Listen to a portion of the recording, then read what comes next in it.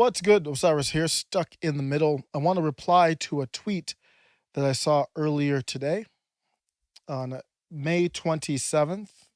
Thanks for joining. I do a show every day, 9 a.m. I go by Osiris.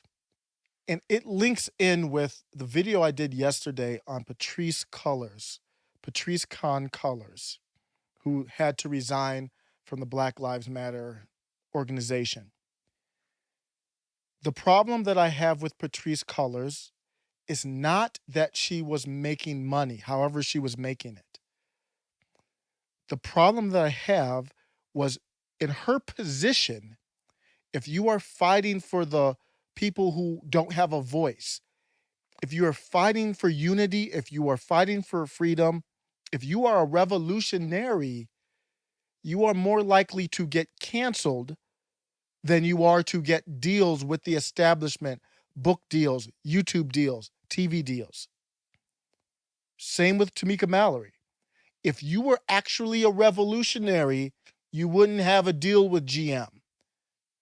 Revolutionary people are more likely to get banned from YouTube than to get a YouTube deal. And I had to almost wake up today and see this tweet. Fred Hampton did not work with white supremacists. And it's just out there, hanging out there with the tag Saul Kami. And it's just hanging out there. And it just makes you look at it. It is such a bizarre tweet. It is so bizarre to just put that out there saying Fred Hampton did not work with white supremacists. So are you looking to discredit what Fred Hampton did? No explanation. You go down into the replies, there is no explanation at all. I think the goal is to get into this debate of semantics. History can be dangerous, just like statistics are. Statistics and facts can be dangerous because you still have to interpret them. I could tell you I'm batting 100, I'm batting 1,000 for the season, but I only have one at bat. So I'm 1 for 1. That doesn't mean anything. You need to understand and interpret it. Same with history. This is to have someone say something like that about Fred Hampton when we have people who are fake leaders like Patrisse Cullors in our midst right now.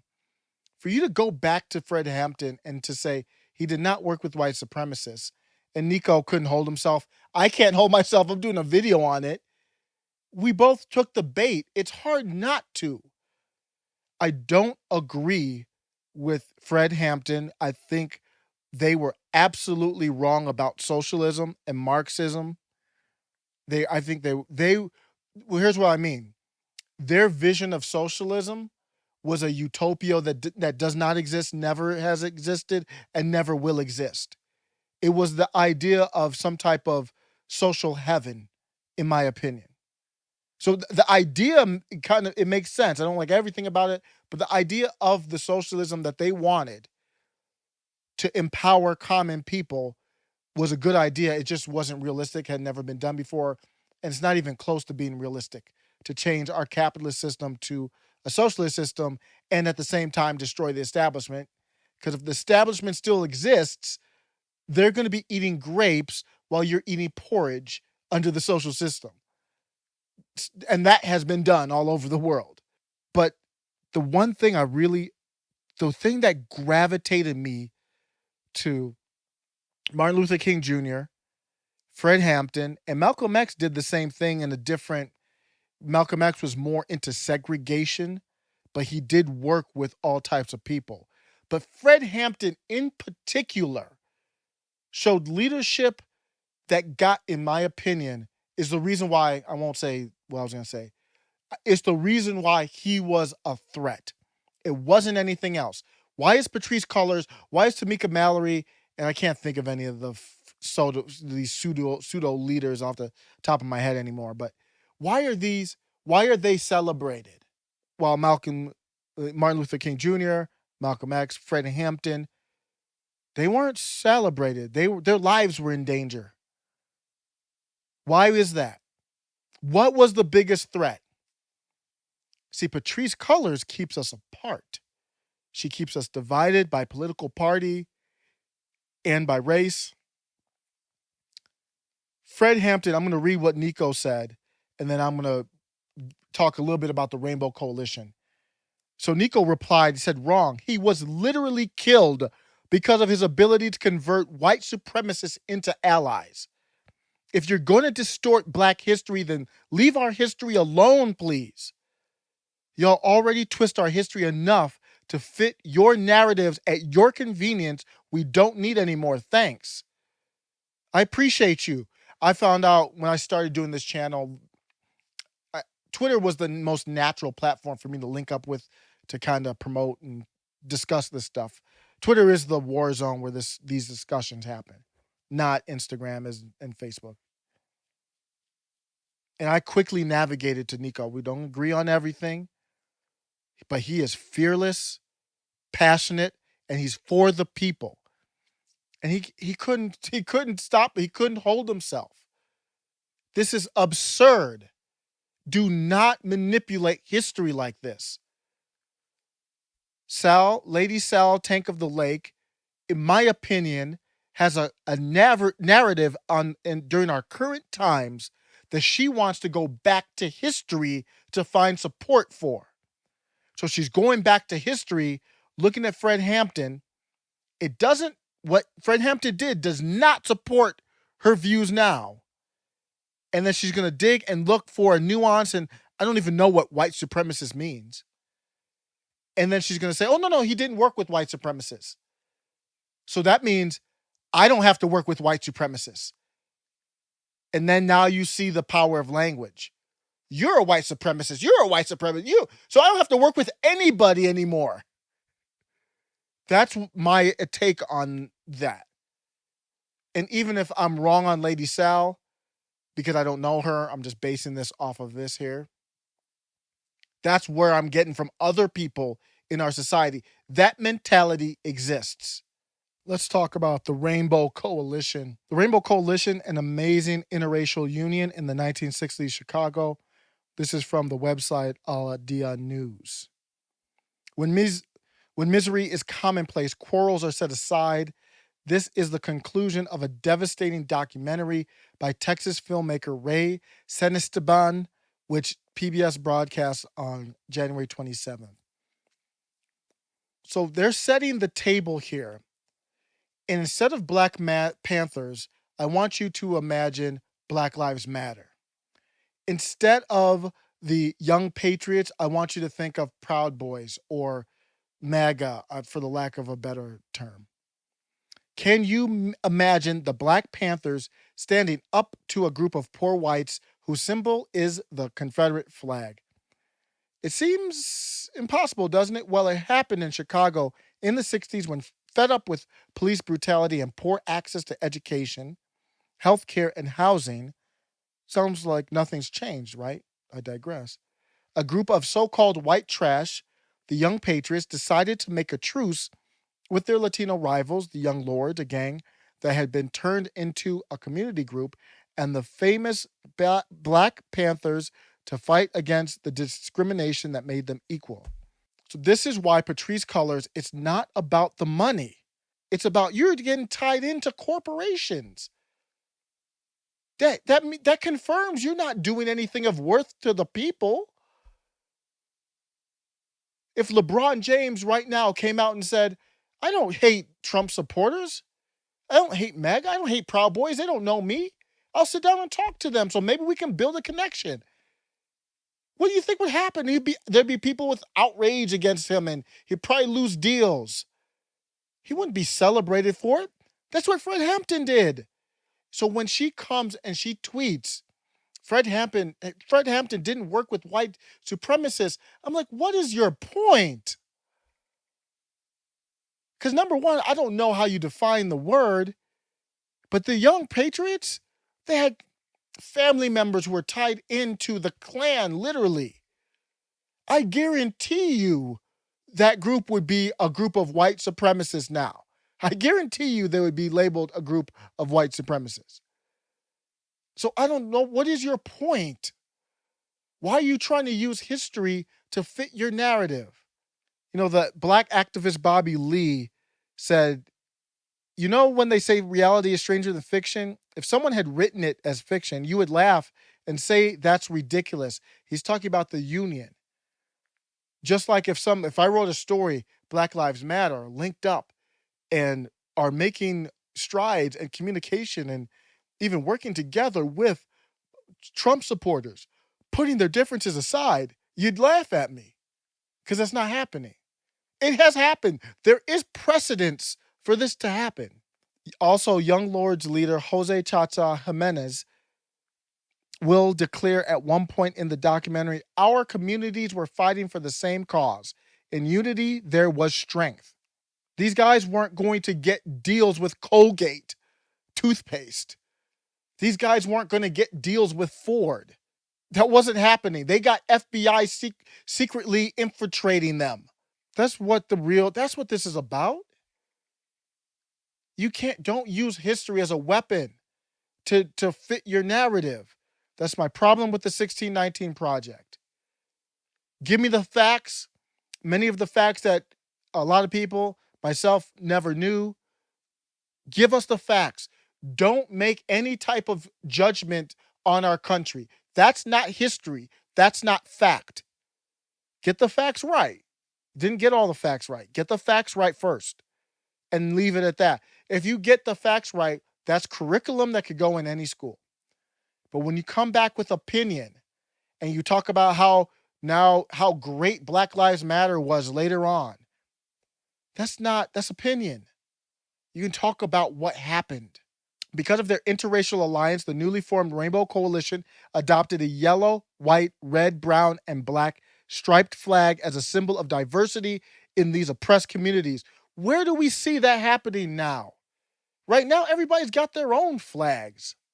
What began as a sporadic union out of necessity soon developed into a political movement that came to forge ties with other communities, such as the Asian Collective, the American Indian Movement, and Students for a Democratic Society. Now you're getting more. Now you start that and people are like, well, I like what you're doing. You get some power. You got some movement here. But for the FBI, Chicago police, and Mayor Daley himself, the union with the Black Panthers, which they called a black nationalist hate group, was a threat.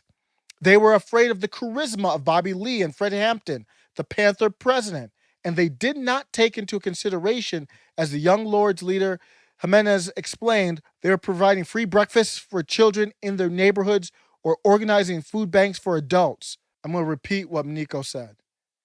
You don't need to put black in there.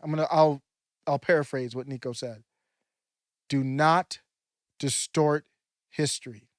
If you're going to do that, leave it alone. I'm going to leave you with an interview from the Convo Counts that's in Nico's network. They do amazing work. One of my favorite independent media channels. And they got demonetized. They're not Black Lives Matter, which would get a deal with YouTube. They got demonetized. And they showed a localized Black Lives chapter leader who talked about this same type of coalition. And he's talking about making it with the Proud Boys in his area. I believe it was Virginia. Let me know what you think. Am I off base? If I'm historically wrong, let me know. If I got bad data or bad stories, or if we're onto something. Take care. So welcome back to the Convo Couch. I am Fiorella Isabel, and I'm here with Jafari, Japharii Jones, Jones, of Black Lives Matter 757, also known as BLM 757. There have been groups of militias that have worked together, certain BLM chapters that have worked together with Boogaloo Boys or other militias. What do you think about that? A lot of that is frowned upon or controversial, but there are several groups doing it.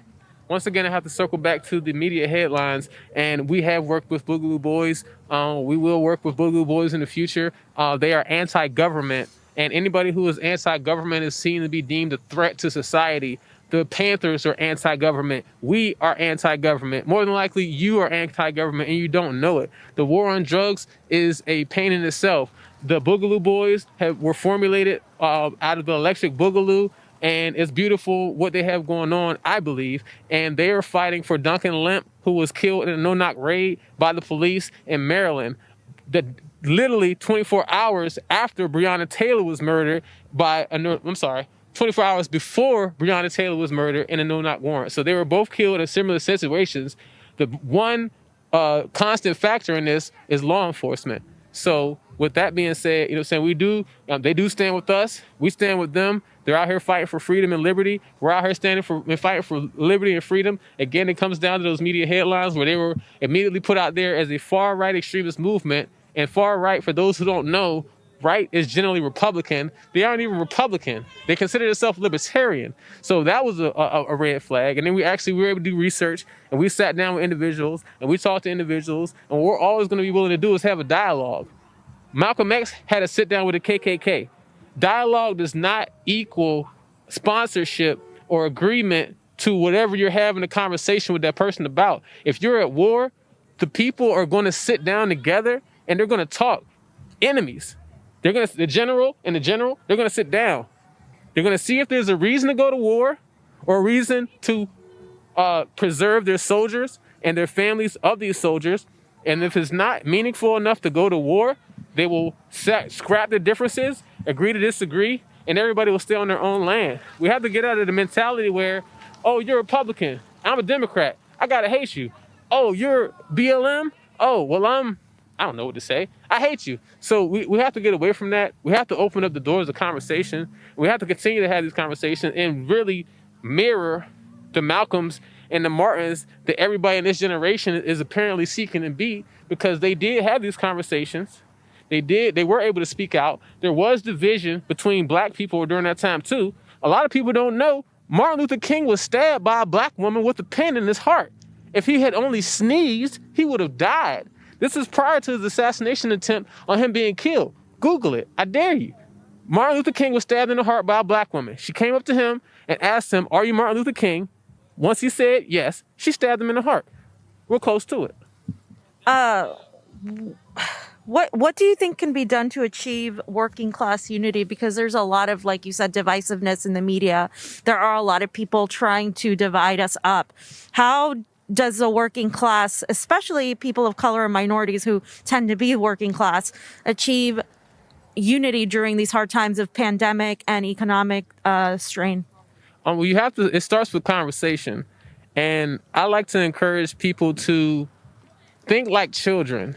And if we're children and we're at the playground and we're in the sandbox, rather I'm black and rather you're white, rather your dad's a Republican and my mom's a Democrat, and then this kid's mom is an independent, and then this kid's mom is an anarchist who doesn't give nothing about the government, they're going to play together in that sandbox regardless, because why?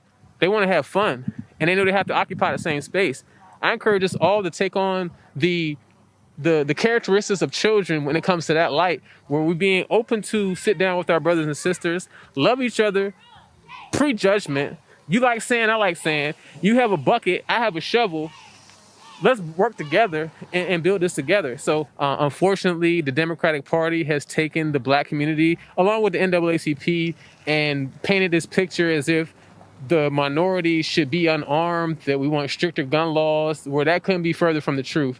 Who else is going to protect us from right here in Virginia, where the Civil War literally started, where the Confederates literally fired on American troops to keep us as slaves? Virginia, where the literal first Africans were brought to America. We have the literal first HBCU. We have the largest naval base in the world. And this is where it's a hub for the KKK and police brutality as well. So if you take away our guns, if you take away our Second Amendment, our 2A, our get the strap, what are we left to fend with against evildoers, terrorists, both foreign and domestic? What are we going to protect ourselves with outside of pitchforks? So we have to end the rhetoric that we are unarmed people and we want our people to remain unarmed. You mentioned the Democratic Party and how they have weaponized a lot of issues. Would you say that the Democratic Party has been effective even with the new administration, or would you say that that is irrelevant to the activism you're doing in the street? I would say that the Democratic Party, as of right now, as we stand on this day, is problematic. We're looking at 2021, and we can't see any type of change, any type of difference. That's why we promote independent parties. We encourage people to look into the Libertarian and the Green Party, and we ask everybody to make sure that they're exploring all their options. Don't just be stuck on the Democratic and Republican ticket. Make sure you're doing your due diligence. Make sure you're seeing that we haven't been being blinded by, no offense to you all, but the media, headlines, and different parties. At the end of the day, it's a Republican Party, it's a Democratic Party, it's a Libertarian Party, but we have lives at stakes. There's no fun, so there is no party. So I think we need to get away from the entire system of this and that and the third, and look more for the people. Find out what the people want, find out what's going on in these neighborhoods, and actually get in the nitty-gritty with the people.